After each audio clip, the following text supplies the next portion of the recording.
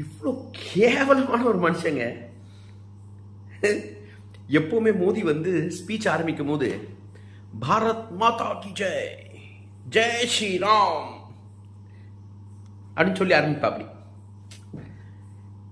இப்போ அயோத்தியால தோத்துட்டாங்க. யூபியில் உழுந்தது அடி, தர்மடி. சரிங்களா? கோபத்தை மோதி யார் மேல காட்டுறாரு? இப்ப பேசிட்டு இருக்கா மனுஷன். இப்ப பேசிட்டு இருக்காரு, ஸ்பீச் கொடுக்கிறாரு. பிஜேபி நிறைய ஒர்க்கர்ஸ் எல்லாம் வந்துட்டாங்க அங்க. அவங்க டெல்லி ஆபீஸ்ல இருக்கும்னு நினைக்கிறேன்.